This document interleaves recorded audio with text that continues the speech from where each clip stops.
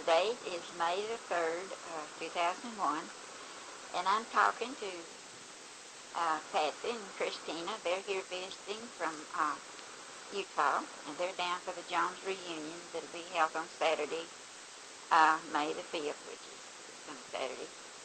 And she asked me if I'd talk some on the relationship of Fayrene and I when we were growing up and through our lives. And the first memory, the very first that I can have, it seems like, well, I know she was crawling, couldn't walk, and I was standing there, so she was, I'm a little over a year older than she is, maybe a year and a half, something like that, but anyway, I was standing, and Mama had all of her hens that had little baby chickens. She had them all a little house built, and each one would go in their own little house at night with their little baby chickens. Then Mama would fasten them up to keep the animals out. So this old hen came out, and Fayrene was crawling up close to the little house, and she come out and just was all over Fayrene, just scratching and scaring her to death, and scared Joe to death, and now she runs and picked her up. I can remember that. So we had to really be young for her to be crawling. So the next time that I remember was Mama and Marvin went to Marshall, and they took Fayrene and I with them. And while they was there, Mama bought us 2 little china dolls. And when we got back home, Mama started cooking dinner, and Fayrene and I sat on the back porch and seemed to be so proud of our little china dolls. And we were playing with them. And we wasn't, it seems like 3 or 4 years old. And I said, let's break them. And she said, yes. So we beat them on the floor. And I don't know what in the world caused us to do that, but remembering that, I guess flippers are feeling back those days, you didn't get china dolls. You made them out of corn, ears of corn and potatoes and things you put together. But we didn't know that, so we just broke them off to pieces. And, well, you can guess, we both got good spankings.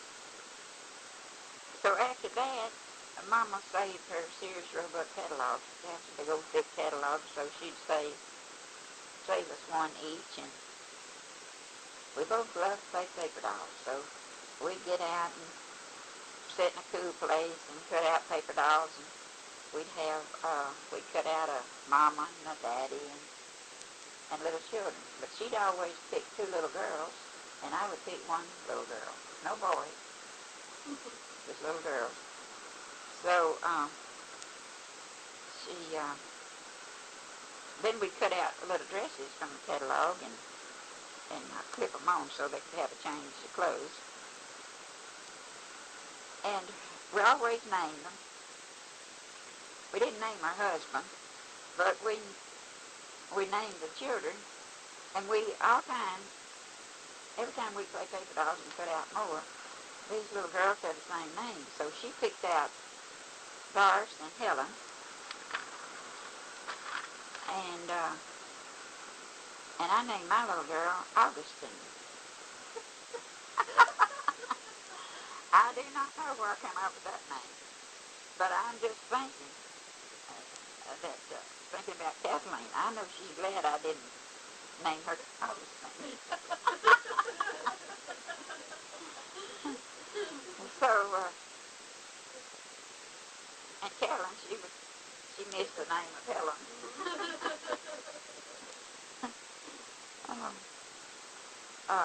And another occasion when we were still small, we was playing on the back porch, and somebody left a bottle of turpentine on the water shelf.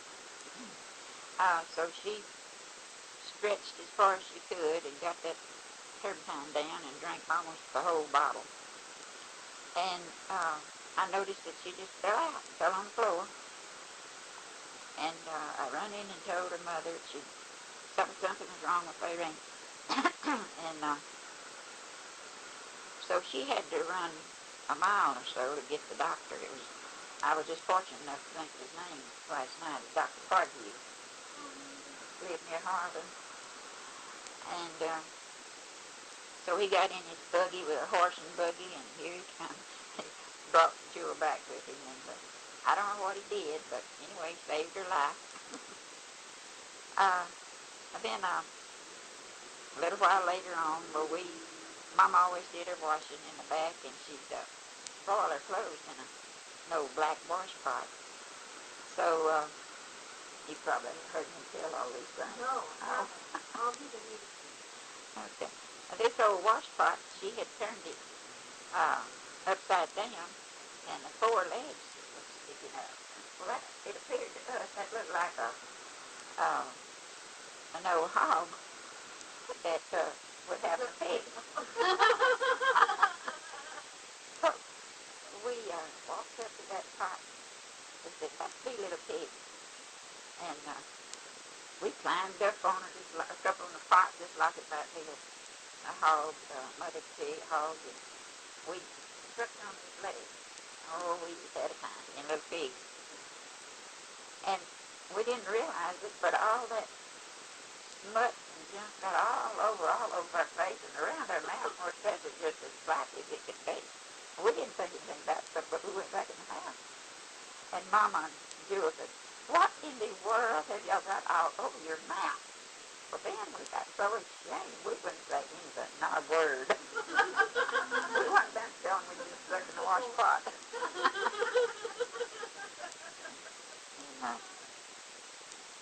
so, a little later on, well, all the cattle run wild back there where we live. And some of them was pretty mean.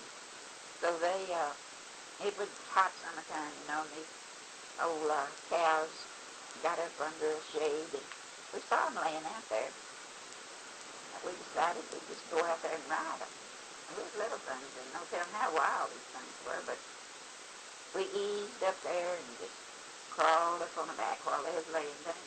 We both sat on the same cow, and we was going to play like we was riding a horse. But we thought we'd better be still, because it might jump up. And we were still, but Mama looked out the back kitchen window and saw us and like scared to death. Here she come running, but she eased up there and yanked us both off at the same time. Give us a good eating out. You know, these things will run away and kill you. But we lived through that one. And see, when we were playing paper dolls and all, she'd always say, I want you to marry first, because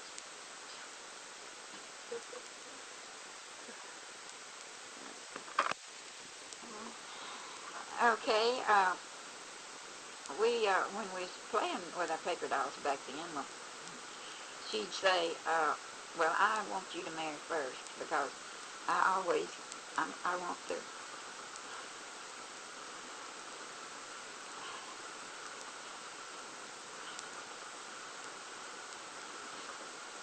Oh, that's horrible.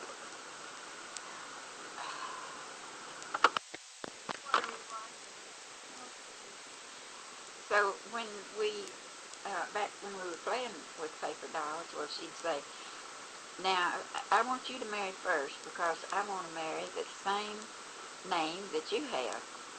And every time that we'd play as we grew older, well, she'd say, now, I'm going to marry whatever name that you marry. But I really didn't believe her. And so, Fayrene had 11 brothers and one sister. But, and we always just wanted to play alone, she and I. And we'd always try to run away and hide from the others. And every time we got a chance. And our family always farmed, and we had to work in the fields. And Fayrene was, she always had to watch the small children. There was so many, and she was the oldest. and always she was carrying one on her hip. And she was having to help cook, and I would feel so sorry for her because she had so many little ones to watch, and she was so little and frail herself. And I would help, all that I could, because I didn't have anyone at my house to watch being alone. I was the only child there. But when she was watching them and I'd help her, well, we always thought that Wayne was the meanest kid of all. Oh, he was mean. We couldn't keep his clothes on him, and he was rough and tough and beating others up. And we thought Reuben was the best one. Reuben was so humble, and he'd want to play with Fayrene and me. But we didn't want him, even though he was good. We just wanted to have our own little private party and talk our little talk, and no kids around. And we'd hunt everything up and put it in a sack and give it to Reuben, like aspirin boxes and buttons and spools, and put it all in a sack. And said, "Look, Reuben, all these pretty things. We'll give them to you if you'll go home." "Okay." And he grabbed his sack, and away went. We got rid of him.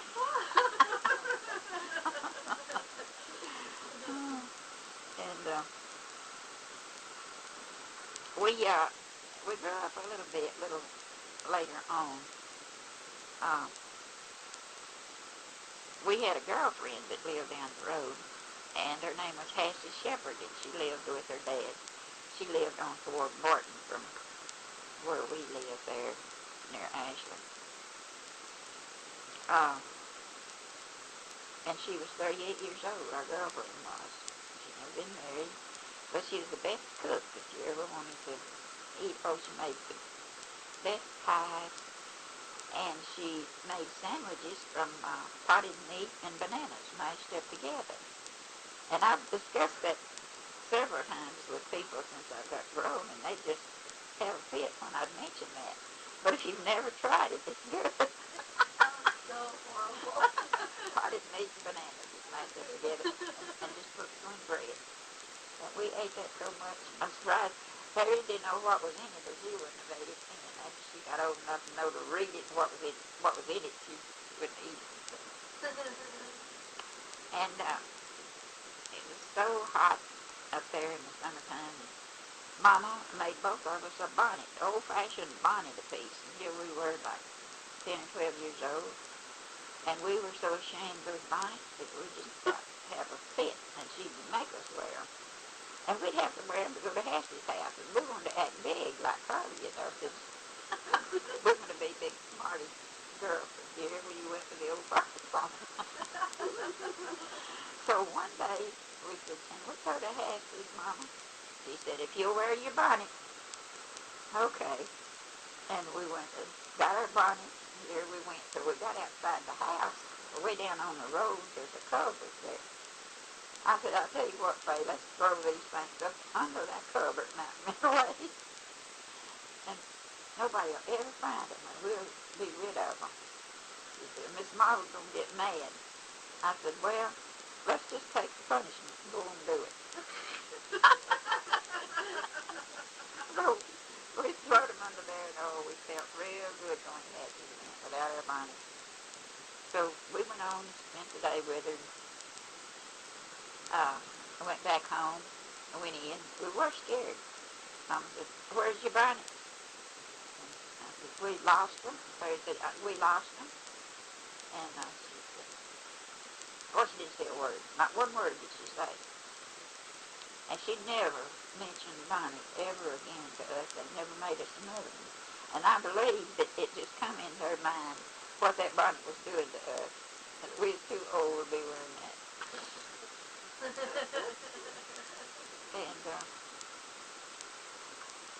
so, let's see, what was it I mentioned a while ago? Oh, about the field? Yeah. We moved from there on a few miles closer to where Hassie lived. And it was during the hard Depression times. And Marvin and Albert, they made whiskey and sold it to get some extra money, because you just didn't get any money out of the crops. and you had to raise what you eat. And they were trying to make some extra money, and Mama would help them. And they'd bring that white whiskey up to the house, and Mama would have some, seemed like she called it white oak chips or something like that.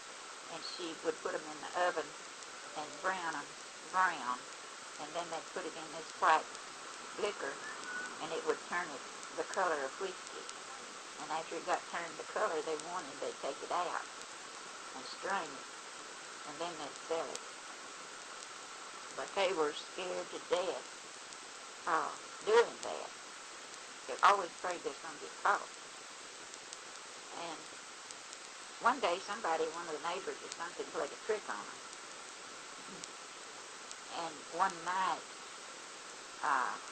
there was a couple of them dressed up in suits, and those felt hats we wore around then, and pretended that they were from the FBI, and came into our house. And we were all there, and they said, we're from the FBI, and we have heard that you're making whiskey illegal, and we want to search your house. And Mama and Marvin, they was really scared then. But they got tickled and started laughing, these men did, and said, oh, this is a joke. But, oh, it made Mama really mad, so it didn't take much to make her mad. And, she didn't like jokes like that. So, but they continued on making it until one day, Elbert and Marvin got to drinking too much. And they got mad at Mama, so Fayrene and I were out in the woods, what we call hiking. And we'd hike for miles around the place through the woods, and then we'd get tired and sit down on a bank or something and take leaves and break up little sticks, and we'd make dresses of these big leaves that look at things. And enjoy the pretty flowers that grew, and wade in the branches to the little streams of water. And it's a wonder we hadn't got lost, but we didn't. So we came on back to the house, and we went in, and there Marvin and Elbert had a rope around Mama's neck and had her pulling up to the rafters to hang her. They was mad at her about something, and they was going to break her neck. So Fayrene and I ran out. We got, I think she got a shovel, and I got an axe handle or something. I forgot what it was, but we dived back in there, just little old kids, and we just started beating the way out of them. And they had to turn. We was beating so hard, so they had to let go of the rope, and she come down. Well, that was enough for us, because we'd been roaming and hiking in the woods, and we knew where the steel was. So the next day, we slipped off, and we walked all the way to Ashland. You know where Ashland is? And there's a little deputy there called, his last name was Robertson, but I used to know his first name, but it was Robertson. And we'd go to his little office there, and we told him where the steel was, because he was looking himself, and he hadn't found it. But they had it well, Marvin Elbert had it well hidden. But he was looking for everybody's steel so he could turn it in to the FBI. Or the Texas Rangers, or whatever it was. He said, well, that's good, girl. Says, I'll go find it. I said, well, we want you to tear it up, because we don't like it no more. And he said, well, I'll just do that very thing. So he went. We didn't know when he was going to do it, but we walked all the way back home. And it seems like that Mama Joe wasn't worried about it. We played in the woods so much that they didn't think, I guess, we were going to get lost, and we never did. But we, the next day, or that evening, I can't remember which it was. Well, Elbert and Marvin was at the still. And I guess they were going to work, make some or more whiskey or what, but Fatty was his name, Fatty Robinson. That's right, that's what Mama said. So Fatty came up on him, and Elbert ran and got away, and he caught Marvin and put him in jail. And it was during the time that our crop was needed to be gathered. Everything needed to be gathered. Corn needed to be pulled and put in the barn. Cotton needed to be picked and all that. But we didn't worry about that. They just took Marvin on to jail. And he had to, they sent him up, I didn't know that little town where they sent him. But he had to stay up there 3 months in jail for that little ordeal. And that meant that we didn't have anybody to help us gather the crops. So Papa, he was married at that time to a woman named Flora Lawson. Her last name was Lawson before she married Papa, Flora. And so they came down and stayed, and Elbert and the children, and we all gathered that in without Marvin's help. He got to sit up in the food spot and all we gathered the crop. Anyway, we got rid of the steel and broke that up.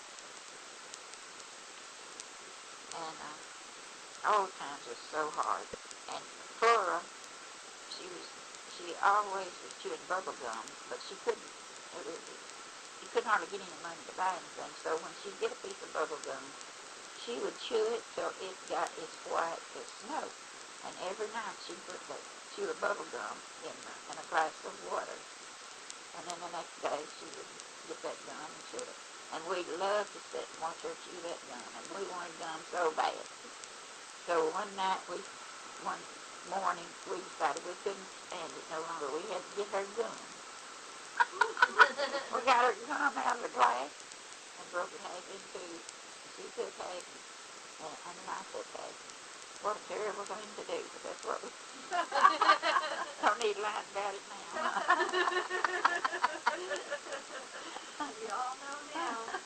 Oh, no, now we both sold bubble gum. But anyway, that was a failure we did. So we grew up a little bit. Well, all this time we still visiting happy. And Marvin and Elbert met up with a man in Marshall one day, and he said he had a big farm at a little community called Darko, which is about, I think it's about 15 miles south of Marshall. First we moved down there. So we moved, all of us moved down there. Elbert and Jewel didn't live but about a quarter of a mile from us. We lived on down the road. As you turn off the main road, their house was first and then ours was second. And of course the first thing Fayrene and I found us a boyfriend, but they didn't know we liked them. But we liked these young men.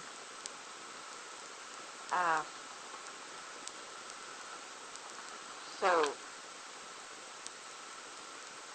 Hassie's dad passed away and left her there alone. So she moved to Marshall and went to work at the Washington Hotel in Marshall as a receptionist.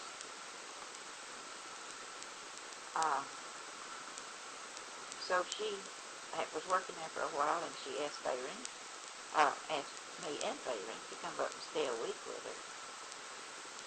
And I asked Mama, and she said, well, I guess you can go for a week.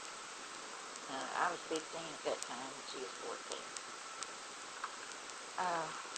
So Fayrene didn't get the permission from her mother and dad. They wouldn't let her go.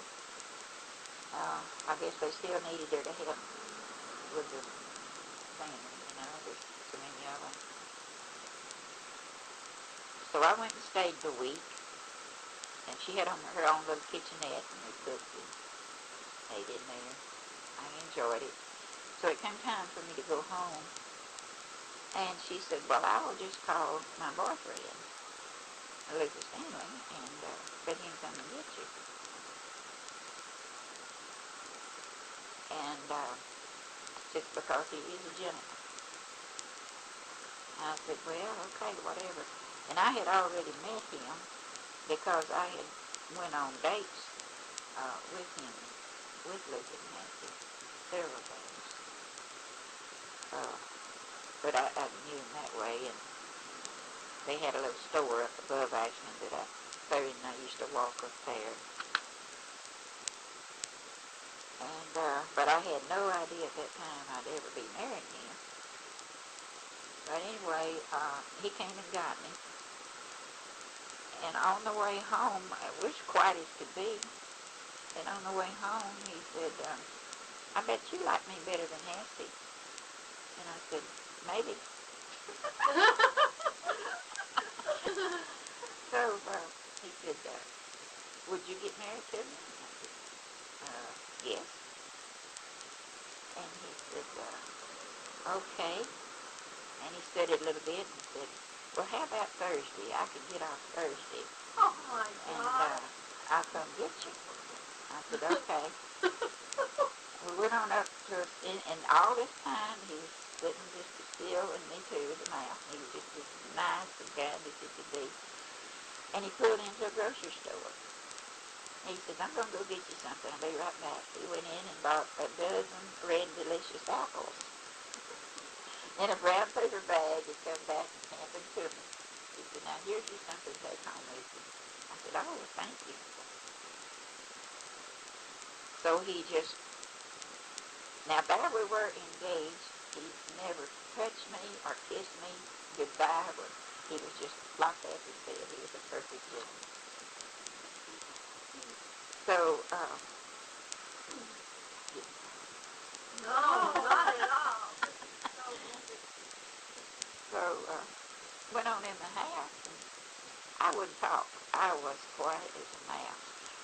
I know they were expecting me to tell my ordeal after we had spent it with Nancy. Well, you were engaged. And I wasn't engaged, and I had so much to think about, I didn't even think of Patsy or where I'd been for the whole week. And they'd say a word or two, and I said, just quiet. But I was wondering how I was going to do this marriage bit. And he says, Marvin says, Myrlene, you're awful quiet. What's the matter? I said, oh, I'm just sleepy. I think I'll go lay down a little while. So I went in my bedroom and got away from him where I could really think. Because I knew Thursday was coming up fast. And I was anxious for Fayrene to get down there the next morning. Because we didn't have no phones, and I couldn't tell her. And I was so anxious to tell her that I was fixing to get married. But I couldn't figure out a Stanley that she could get. That was worth it. Because I couldn't, I really never thought about Odell. I was just thinking of him as a kid, So, next morning she was there, always. She was there bright and early. And I was so glad to see her to get to tell her this news. I said, Fayrene, I'm getting married. She said, no. I said, yes, I am. She said, well, who to? And I said, Luther Stanley. And she said, oh, no, he's no man. I said, well, he said he was 39. I said, maybe he is old, but he's rich. And I'm getting to get out of the cotton patch. Well, I was thinking all of these things, And he had a brand new car that he just bought. It was in 1944. It was all shiny and black. And at that time they had perfume that called it Evening in Paris. And he had that sprinkled around the car. And that Myrlene perfume I ever smelled in my life.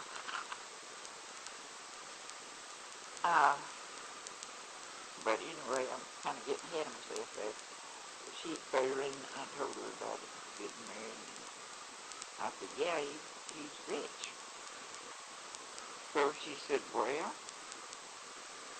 but before she could say anything, Mama said, there comes Luther back down here, because she knew him from way back. And that was early Monday morning. Because why is he coming back here for? I said, well, I don't know, Mama. Unless it's snowing. The snow was about 2 feet deep out there, and it was still snowing. And it was the 22nd day of January, 1940. I said, I'll go out and see what's wrong. And I went out to the car. He said, get in and sit down. So I got in and sit down. And he opened the car pocket and pulled out the marriage license. Oh, was this the Thursday that you're supposed to go get married? Thursday. And here it was early Monday morning. Oh, okay. And we're supposed to get married the following Thursday. Okay. And he said, you ready to go? I said, well, I guess so. I don't know what world I get into. But I already had that cotton patch to bed, so I wanted to go. And so he says, well, I'll take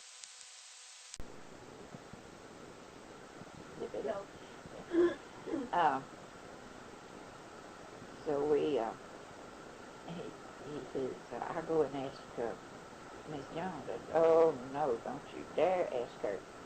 She will have her fit, and she'll never let me go nowhere else again. And he said, well, if that's the way it has to be. And it's a wonder you haven't been scared after all these years I thought about it, me just being 16 and him 39, and coming and getting me and taking me away. He could have gotten some trouble. Yeah. So, so I said, no, you just stay in the car. So I went back in the house and went straight to Fayrene. I said, Fayrene, we're going now to get married. She said, oh my goodness. I said, well, let's see, can I go? I said, yeah, you go. So you can help me. You can go to the wedding, and you can put on a bunch of dresses, and I'll put on a bunch of dresses, so I'll have some dresses when I get up there. So every time she'd try to put on an extra dress for me, and I'd try to put on an extra dress, Mama would walk through the bedroom. And she'd just keep walking every time we'd start to put on another dress. I don't know why. And I told her, I said, we tried on the dresses, see which one we like. Wasn't many, but that's what I told her. So I said, Mama, then when I told Fayrene that I was getting married and we'd go in and put on dresses, well, then I went to Mama and I said, Mama, there's a movie playing in Marshall today, and it's snowing and everything, and Luther can't operate the mill, the men's not working. Can Fayrene and me go to the movies with him? He said, well, I guess so. And that's when we went in to get the dresses on. So we went back and got in this real pretty car, smelling so good, with evening in Paris, and away we went to Marshall. So he had it already planned at one of his cousins' house in Marshall, and their last names were Jones, and I used to could remember his name, but he had a nice family and a nice house, and he said he was a cousin to Luther, which he was. And I already had the preacher there. And I think he was a Baptist preacher from some place there close to him. And we went ahead and had the wedding there. And then after the wedding, well, he and his wife and Fayrene Luther they went up on the square at the Marshall Courthouse, and there was a little cafe there on the corner, and that's where we had our wedding dinner. We all ate there. And after that, several years after that, I went back through Marshall, and there the little cafe's still there. And I don't know if it's still there now, this late at the date or not. That's been, 50 or so years ago. But I think it may still be there. So we went on and got married, and it was getting late in the evening. And I said, well, Luther said, well, Fayrene, I guess we'll have to take you home so you can go tell her mother that she's married and it's not coming back. Well, that scared Faye, but we let her out up at the main road going down to where we are. You tell Mama Shirley. It's over there. Yeah, we was too afraid to go down that road and let her off. We was afraid Mama would be at Elbert's house, or where Fayrene lived. So we stayed up there and let Fayrene walk all the way down there, but we stood up there and watched to see that she got down there. Little old legs tromping through that snow trying to get down there. And so then we went on back. Oh, we went back through Marshall, and he bought me 6 brand new dresses. Oh, I thought I was in cloud 9. Instead of getting 1 dress that I very seldom ever got, I got 6. We went on home, and Buddie and Odell was there. And Odell ran out of the house with his little, Buddie ran out of the house with his little straw hat on. And he said, well, did y'all get hitched? That's what he called it. And we said, yeah, we got hitched. So, Fayrene, she walked on till she got to the house and walked in, and she said, told her mother, said, well, Mommy, you just got to go tell Miss Maud that Myrlene's married and he's not coming back. And of course that shocked Jewel. She said, I don't want to go tell her that. She's going to have a pure fit. She said, well, I sure can't go now, Mama. You got to go. So finally she got up enough courage to go. So she walked on down the road to where our house was, where Mama was. And she walked in, and she said Mama and Marvin was sitting around a little old table. It got dark, and a little lamp in the middle of the table. And they was there looking at some papers. So she just went in and sat down. And she could not pull up enough strength to tell Mama. Now, who is this? Is this Jewel or is it Mommy? Jewel. Oh, okay. Yeah, Jewel, Fayrene couldn't come, so she told her mother to come. And she finally got up enough courage to go. And so she was just sitting there, looking at Mama and Marvin around the table, and she couldn't pick up enough courage, so finally Marvin said, well, I wish that Myrlene would hurry up and come on. I've got something in my eye. I've been in my eye all evening. I've been waiting for her to come get it out of my eye. And that gave Jewel an opening. She said, well, Myrlene's not coming back. And so they both looked so bug-eyed. What is wrong? What's wrong? Why not? Said, well, she went off and got married this evening. Oh, said they just like to have had a fit. And I can imagine I would be too, you know. But I didn't think about it was going to worry Mama. But she said she almost went and had the marriage annulled. But she decided against it. She thought, well, she just let it go like it was. But it made her so sick. She was in the bed 2 weeks. So after 2 weeks, I would not call home. No way. I'm just trying to let her cool off. I was afraid that she was going to be real mad like that. And after 2 weeks, they had a something there. Oh, the Louisiana hayride. They always had it at the in Shreveport. So he says, well, I'm going to take you to the Louisiana hayride. And, we'll go by and see your mother. Oh, was I ever scared to do that. But we did, on our way. And she had just got up and had some strength. And of all her temper, she was willing then to talk and didn't act mad and was very calm. So I guess it was good that I did give her the 2 weeks, even though it made her sick. And we went on to the hayride, and so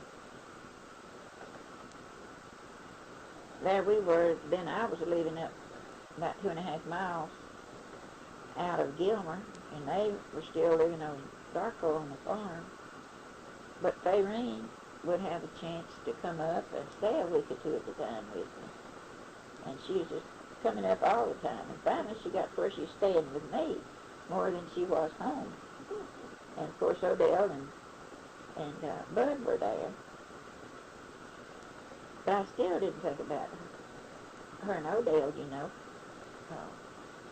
Kind of thinking about even caring for each other. Then all of a sudden, here she comes to me and said, well, Myrlene, I'm getting married. And says, Odell and me are going to get married. Says, and I'll have your name.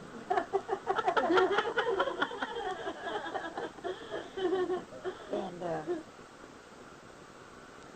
now, I don't know if she really loved him when she got married to him. I know I didn't love Luther, but I grew to love him. And I feel that Fayrene grew to love Odell. And so one evening, Fayrene was there. That was before they got married. And Luther said, well, y'all go ahead and get ready, and we'll go to a medicine show in Gilmer. They're having a medicine show. And that was when the old guys, they drive the wagon up on the streets and put out their tents, and then they'd stand up there in the wagon and sell this one particular tonic that would cure everything. Mm-hmm. And he would give prizes. So we hurried on. Fayrene went in to get ready, and I said, oh, I got to run milk the cow first before we go. And so I don't know where the maid was that day, but she taught me to milk. And I forgot to tell you, we had a maid there, so we didn't have to do anything. Oh, my gosh. Yeah. How did you get a maid? He already had the maid when we got married. Oh, my God. And he kept her for, Boy, you were spoiled. yeah, I told you I was rich. And so Fayrene, I didn't have to do anything. Only she just went on to get ready, and I don't know, I guess she was off that evening. I went and did the milking. And I was so excited to go to that medicine show that I just come in and set the milk up on the counter, and I ran to get ready. I didn't strain the milk. I forgot it. So the next day, I poured it in the churn, and it clabbered, and then I churned it. And there, all that cow hair was mixed all in. That butter was so full of cow hair, so it was unreal. And I was so proud of this pretty yellow mold of, I didn't see any of the hair. I molded up that yellow butter, you know, and put it on the table and said, look what I made. Turned. So we all sat down to eat breakfast. Fayrene, Odell, Bud, Mama. She was visiting at that time. So he says, I could see him keep picking something out of the butter, eating, and he'd pick more out of the butter and pick out of the butter. But I didn't say anything. I didn't know what he's doing. And he always called me Hun. And he said, Hun, I have heard of hair in the butter, but this is butter in the hair. And just laughed about it and didn't fuss. He was always so good, you know, to me. He never fussed. The kids had never heard us ever say a cross word to each other. But I thought that was funny. And then another time he told me, I was milking the cow again. And back then $100 bill was just, that was like $1,000 bill now. And he came, it was late that evening, I was milking, and he came down to where I was milking, and he said, Hun, here's a $100 bill, I want to give it to you now. I said, I got to run over someplace. And said, put it up. So I took the $100 bill and wadded it up in my hand and was holding the bucket and the milk in the bucket. Well, I forgot about having it in my hand, the bill. So I went and set the milk up, and then I got a big armful of hay and put it over in the cow trough and turned the $100 bill loose in the hay. So I went on, took the milk and went on to the house, and after a while he come back. He said, Hun, what'd you do with the $100 bill? Or what'd you do with the bill?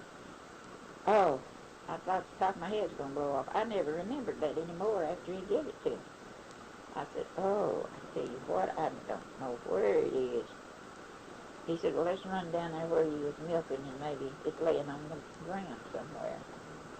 I said, I remember holding it while I was milking, but I do not remember anything else after that. And the cow had almost eat the hay up. You were just really eating fast on that hay. And there was a little spot left about as big as a bucket, and that dollar bill was still in that part of the hay. And he knocked the hay ball over, and there was a $100 bill. Goodness, huh? Oh my Yeah, God. I thought you were going to tell me she ate it. You found it in the cow pie a week later.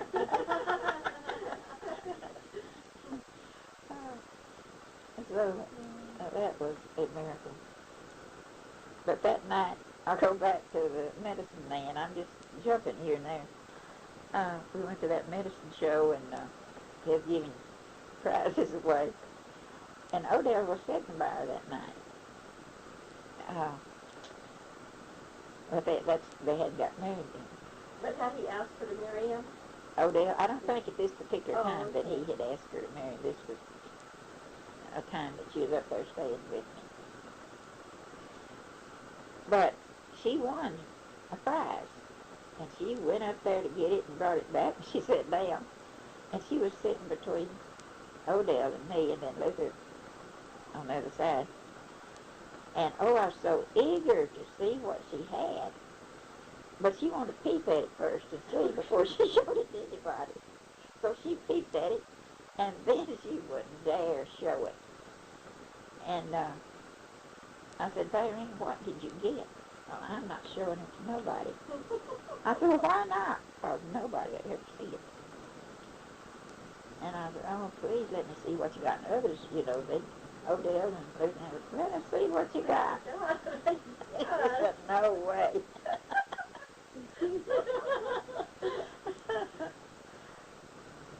Did you ever find out what Yeah, I don't know what she put it. But finally, I never did get to see it, but she told me later on what it was. And it was this bag. Oh my God! Oh my God! Why did they give that as a prize? That's what we never did know, why they had given such a crazy gift. Poor Mommy. So you can see why she wouldn't show us.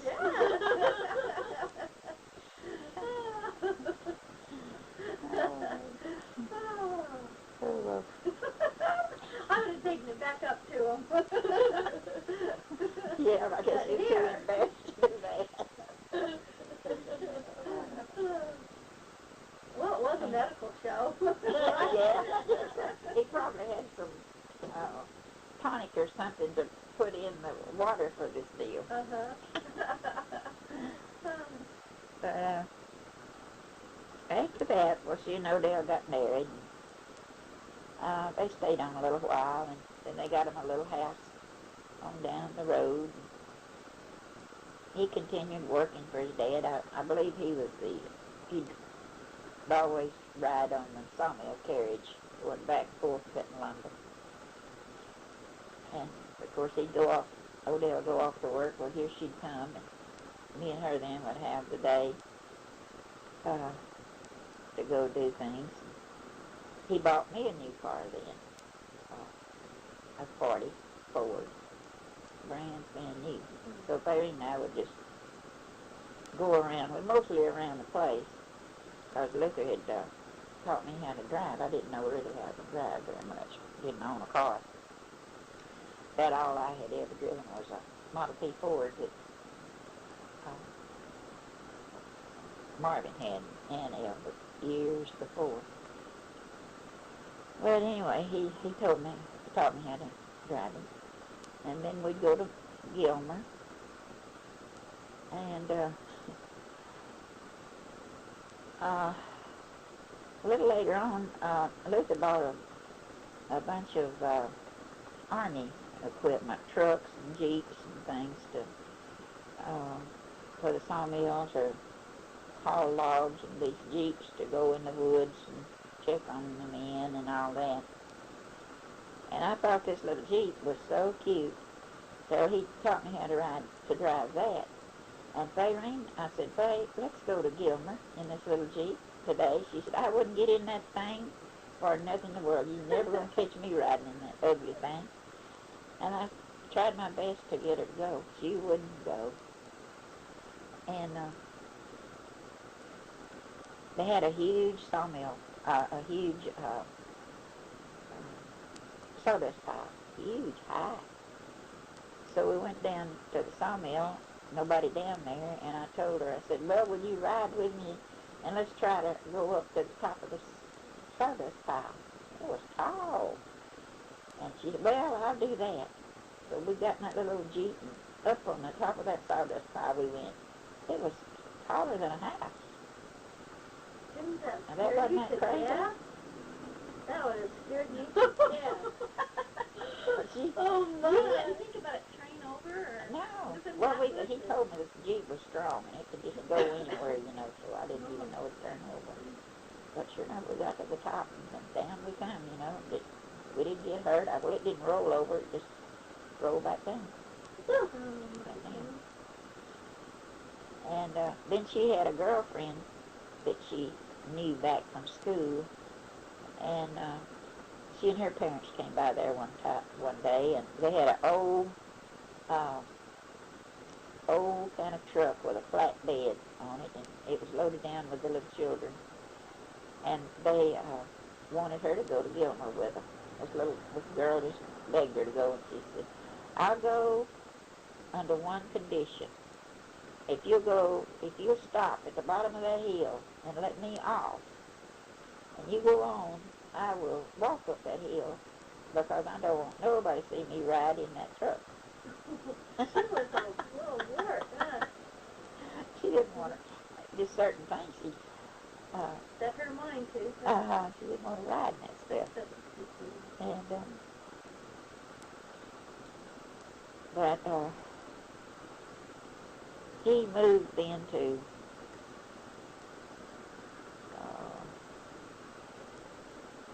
we moved to Marshall after that, and he cut a tract of timber down there. Of course, Odell and Fayrene moved down there too. And that's when Doris was born. And she was born in a little sawmill shack that they had built, and had one of the millmen's wife. Oh, I can't think of her name. She was a big black woman, looked like Aunt Jemima. I remember her saying her name. not remember it. I can't remember it. I will think of it one of these days, but things usually come back to me. But she delivered Doris. And I can't remember about Carolyn, and I can't remember about you being born. I'd have to study on that a little bit. I can't remember when it was.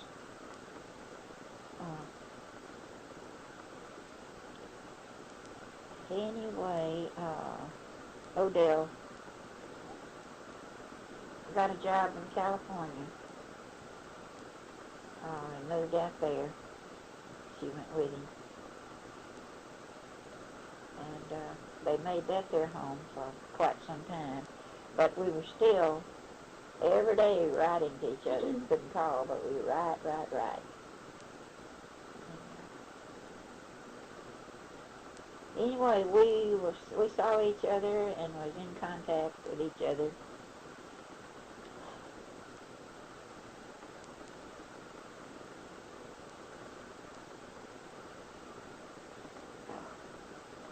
The whole 75 years.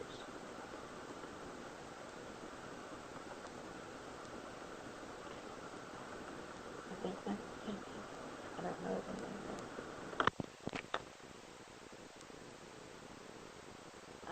after so long,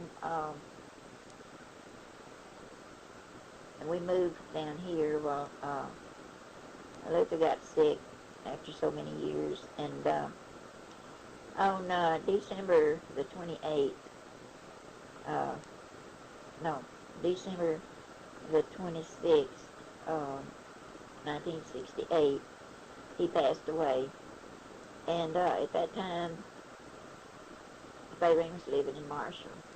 And she came down, and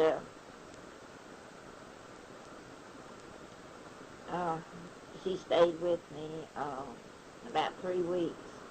And I told her that somebody had told me when they lost their husband, when they go to bed at night, they would sleep on the husband's side, and then when they looked across the bed, they could see that their side was empty, so that made it a lot better. And Fayrene said, I told her that. She said, well, I'm going to stay with you.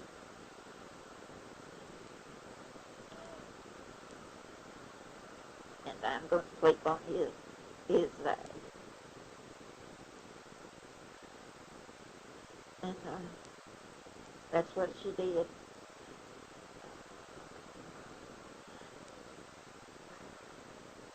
And that's the biggest help I ever had.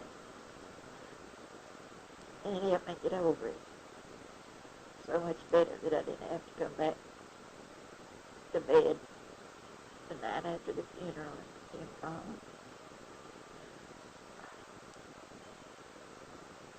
But after that, we got over that when she went back home. And then I would visit her at least once a month. I'd get in the car and travel to Marshall or Gilmer, wherever she was living, and spend the weekend, and we'd have fun, and then I'd come back down here. And that went on for a while until her daughters was here, and she said, well, I think I'll just move down to Biter where everybody is. So she did, and I don't think she ever moved back. And she was down here around her family, and of course all my family was here. And, so everywhere I'd go get her, and she'd come stay with me, and she lived with me here for a while.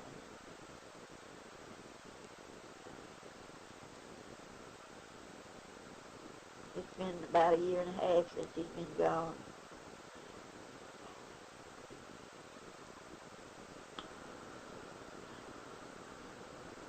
And I can't wait to go and join her.